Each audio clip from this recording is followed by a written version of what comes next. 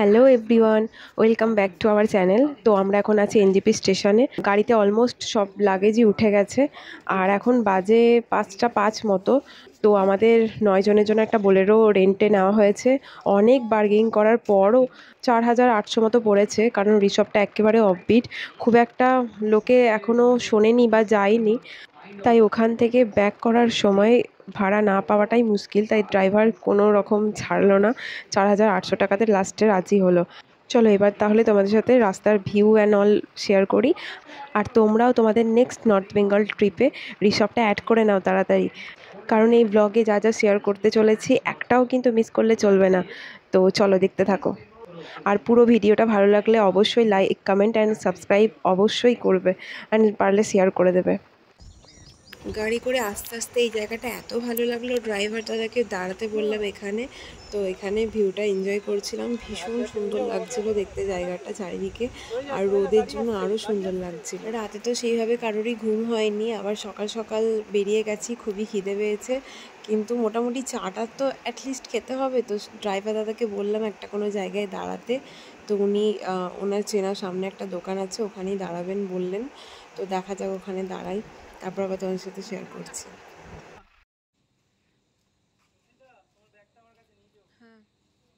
ঘড়ির কাঁটায় এখন 6টা 40। আমাদের সোনাখালি হোমস্টে যেতে লাগবে 2.5 ঘন্টা মতো। ড্রাইভার দাদা আগেই বলে দিয়েছিলেন এনজিপি থেকে রিসর্ট মোটামুটি 4 ঘন্টা লাগবে। তো এখানে আমরা সবাই একটু ফ্রেশ হব, চা খাবো। আর দেখো দোকানটা খুবই সিম্পল, ছোট্ট, সেরকম কিছু নেই, কিন্তু এখান থেকে ভিউটা দেখো জাস্ট অসাধারণ। দূরে পাহাড়গুলো কেমন যেন সারি সারি হয়ে সাজানো আছে, আর সূর্য তার মাঝখান থেকে উঁকি দিচ্ছে। এখানে আমরা ছাড়া আর কেউই ছিল না, দেখো সবাই ভিউটা এনজয় করছি। দেখো এখানে একটা ঝর্ণা মতো দেখা যাচ্ছে, চারিদিকটা একদম শান্ত স্তব্ধ হয়ে আছে, শুধু প্রকৃতির আওয়াজ, পাখিদের কিচিরমিচির আওয়াজ, ঝর্ণার কলরব, হাওয়াতে গাছের পাতার একটার সাথে একটার সংঘর্ষের যে আওয়াজ, সব কিছুই যেন স্বপ্নের মতো ছিল। আমরা তো এটুকুই চাই, রোজকার কর্মব্যস্ত জীবন থেকে দূরে গিয়ে, শহরতলি থেকে দূরে গিয়ে প্রকৃতিকে অনুভব করা। আর সেজন্যই আমাদের সবথেকে প্রিয়, সবথেকে কাছে নর্থ বেঙ্গল ছুটে চলে আসি বারবার।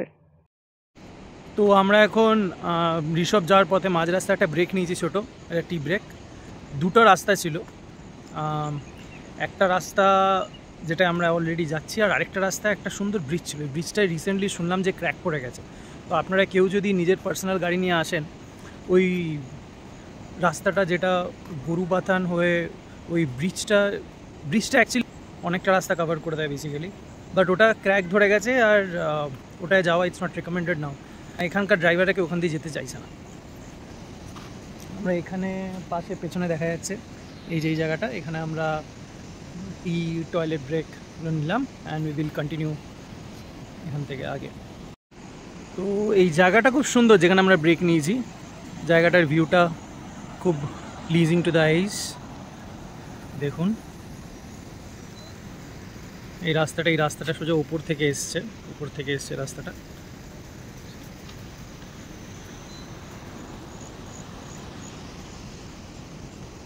নিচে একটা সুন্দর নদী বয়ে যাচ্ছে, নিশ্চয়ই আপনারা এটার আওয়াজ শুনতে পাচ্ছেন। আমি কিছু এটা স্ন্যাপ নিয়েছি সুন্দর, ওটাও আমি এখানে অ্যাটাচ করব ভিডিওতে, এখানেই অ্যাটাচ হবে, দেখে নেবেন। তো এখানে চা খাবো আমরা সবাই, লিকার চা। তো এরপরে ঋষভে আমাদের যে সোনাখালি হোমস্টে বুক করা আছে ওখানে যাব, ওখানেই ব্রেকফাস্ট করে নেব। তো এখন চা খাই, এখানে সবাই ফ্রেশ হলো, ব্রাশ করলো, অনেক সকাল সকাল বেরোনো হয়েছে সেই জন্য। তো ওখানে যাই, তারপর আবার দেখাচ্ছি সবাই। এখন বাজে 8:30 মতো, আমরা লাভা বাজার ঢুকে গেছি। তো তোমরা দেখতে পাবে এখনই লাভা শহরের ভেতর দিয়ে আমরা যাব। এখানে ছোট ছোট ছোট ছোট অনেক কটেজ, বাড়ি, হোমস্টে সব কিছুই দেখা যাচ্ছে। এখানে নামার একবার প্ল্যান ছিল কিন্তু নামা গেল না। এখানে মনেস্ট্রিও ছিল, সেটা দেখা গেল না। কালকে যদি আসি এখানে তাহলে অবশ্যই দেখব আর তোমাদের সাথেও শেয়ার করব। এখনও অবধি ঋষভ যাওয়ার রাস্তা খুবই স্মুথ ছিল, খুবই ভালো ছিল, শুধু একটু খাড়াই ছিল, সেটাই একটা প্রবলেম হতে পারে হলেও। আর লাভা আমি আগে কখনোই আসিনি, এটাই আমার ফার্স্ট টাইম। তো বেশ ভালো লাগলো জার্নিটা পুরোটা।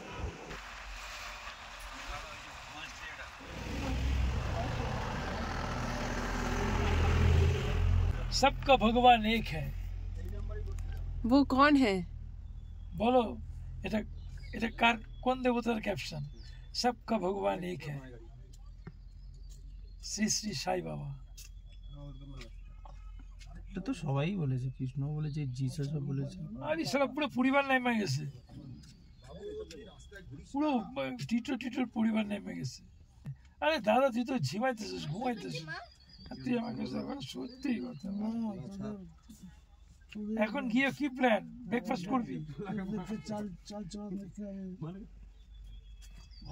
দিয়ে দিবি বলটু? হ্যাঁ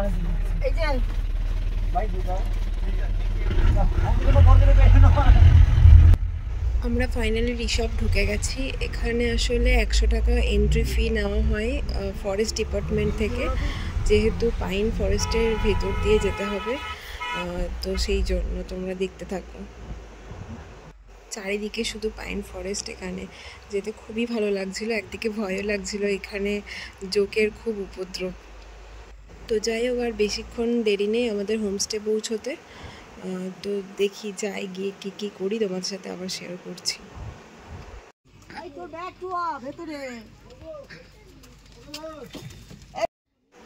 তো এখন বাজে 9টা মতো, ফাইনালি আমরা রিসর্ট পৌঁছে গেছি। 4 ঘন্টা এরকমই লেগেছে আমাদের এখানে আসতে। তো সব থেকে আশ্চর্যের ব্যাপার হলো যে মনসুনের জন্য ওয়েদার খারাপ থাকারই কথা এখানে, কিন্তু প্রচণ্ড ভালো ওয়েদার পেয়েছি। আর দেখো, তোমাদের সাথে শেয়ার করছি কাঞ্চনজঙ্ঘা ভিউটা খুব ক্লিয়ার ছিল। আমরা ফার্স্ট ডে এসেই কাঞ্চনজঙ্ঘা দেখতে পাবো এইভাবে এই মনসুনে, কখনই সেটা এক্সপেক্ট করিনি। তো আমাদের লাক সাথে ছিল, সেই জন্যই পেয়েছি দেখতে, আর ভীষণই ক্লিয়ার ভিউ ছিল। আমাদের 3টে রুম বুক করা ছিল, তো রুমগুলো এখন ওরা রেডি করছে। ততক্ষণ আমাদের চা খেতে খুব ইচ্ছে করছিল। ওয়েদারটা ভালো ছিল, কিন্তু হালকা খুব লাইট ঠান্ডা ছিল। তো এখন চা খাচ্ছি, এখানে কাকিমা আমাদের চা সার্ভ করে দিচ্ছে। এখন চা খাবো, এরপর ব্রেকফাস্ট করতে বসবো। তো এখানে দেখো আমাদের ব্রেকফাস্ট চলেও এসছে বলতে বলতে। তো আমরা ব্রেকফাস্টে অর্ডার দিয়েছিলাম আলু পরোটা 1 প্লেট, আর বাকি সবার জন্য লুচি আর তরকারি। ভীষণই মানে টেস্টি ছিল, একদম বাড়ির মতন রান্না ছিল, একদম লাইট সিম্পল। তো খাবার যখন সামনে, আর ওয়েট করতে পারছি না, প্রচণ্ড খিদে পেয়েছে, আমরা খেয়ে নিই আর তোমরা হোমস্টেটা ঘুরে দেখো। রিসর্টের একদম টপে ছিল আমাদের এই হোমস্টের নাম হলো সোনাখারি শেরপা হোমস্টে। তো আগামী 2 দিনের জন্য আমাদের এখানে বুকিং আছে। তো মেন গেটটা যেটা, সেটা দেখালামই। এখানে একটা গ্যারেজ আছে, ওদের মনে হয় পার্সোনাল গ্যারেজ এটা। আর প্রচণ্ড সুন্দর এই যে কটেজগুলো দেখা যাচ্ছে অরেঞ্জ কালারের, এগুলো ছোট ছোট কটেজ আছে, আর সামনের দিকেও অনেকগুলো কটেজ আছে।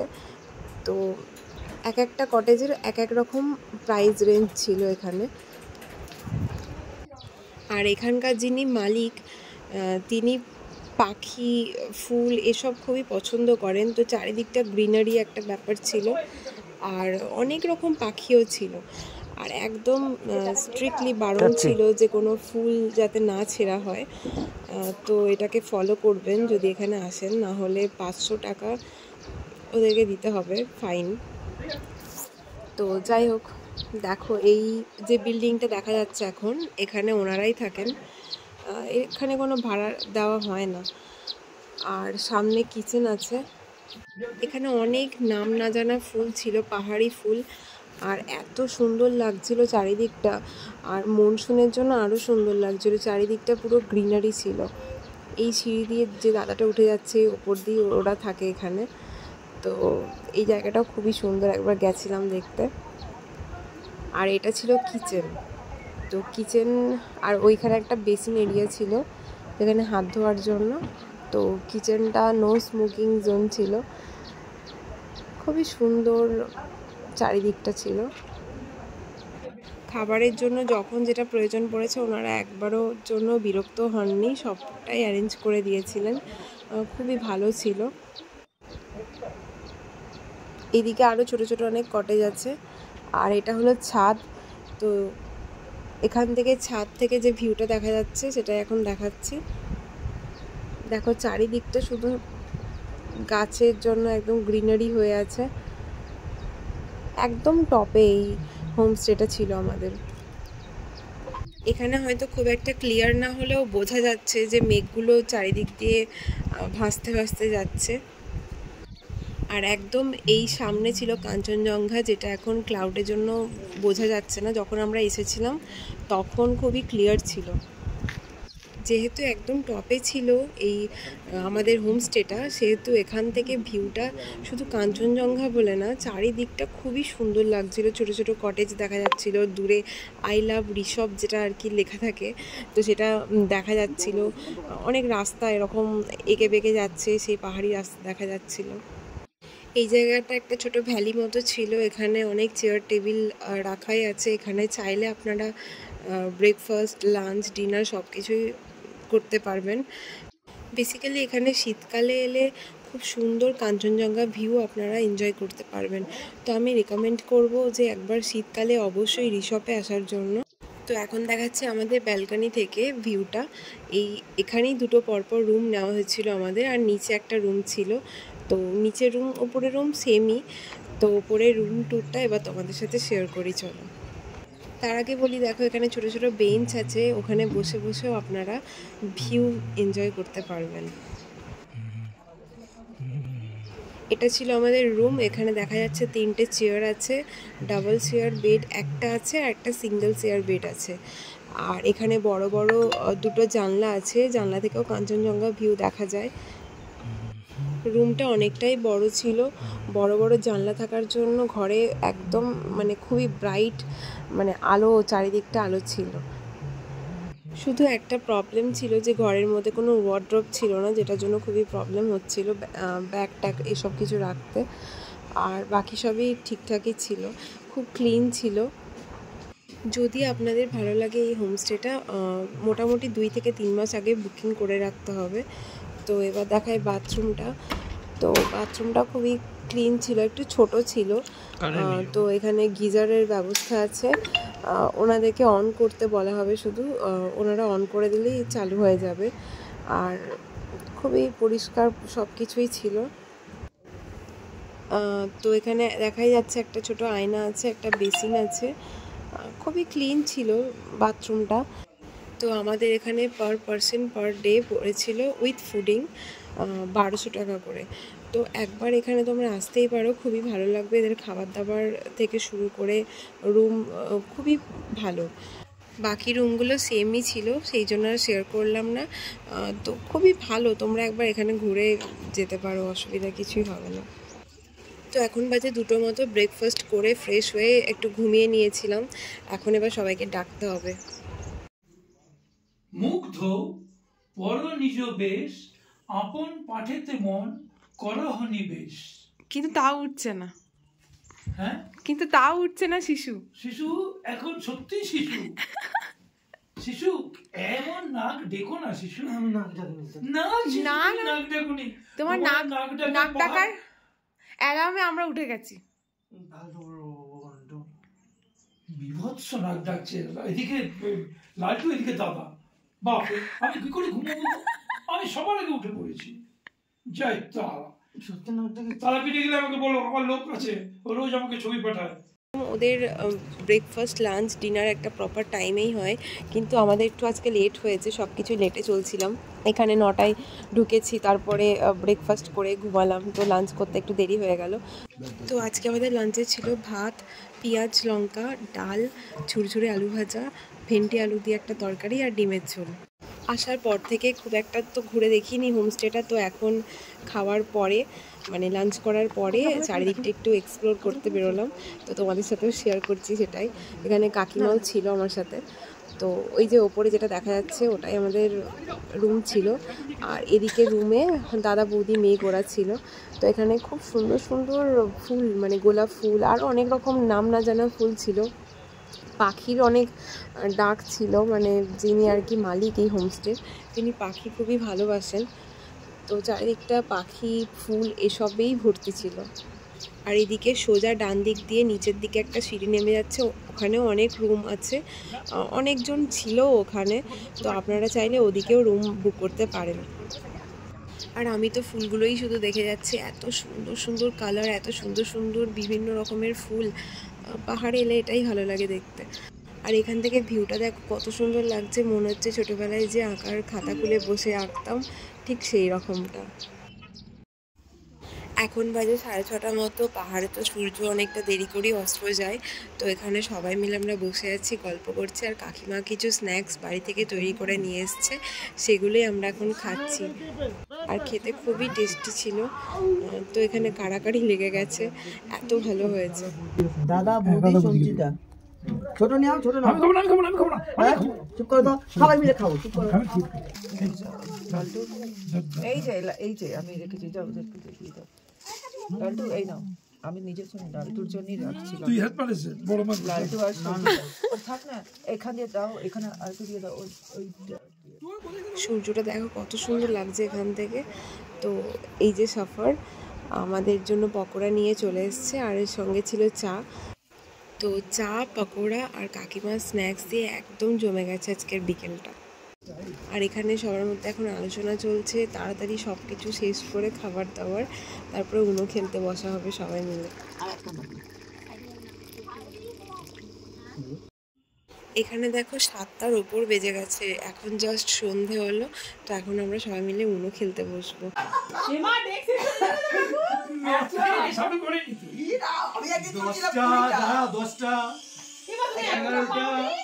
আমি একদিন 20টা তুলেছিলাম। দেখো যাচ্ছে তো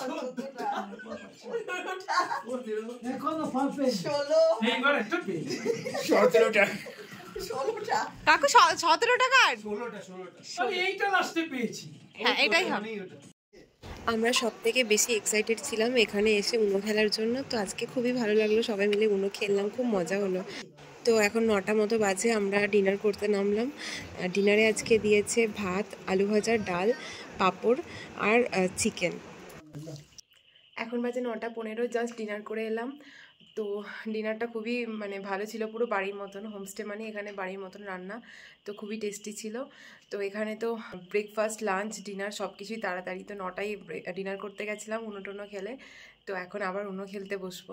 আর আজকে বিশেষ কোনো জায়গায় যাইনি, কারণ কালকে যা দিনটা গেছে আজকে সবারই একটু রেস্টের দরকার ছিল। তো আজকে ভালো মতন রেস্ট নিয়ে নেওয়া হয়েছে। কালকে ঘুরতে যাওয়ার প্ল্যান আছে, আশেপাশে সাইট সিইংগুলো দেখবো। তো যদি কালকে বেরোই তোমাদের সাথে শেয়ার করব। তো আজকের মতো এখানেই ব্লগটা এন্ড করছি, দেখা হবে পরের ব্লগে। তো চলো টাটা, গুড নাইট।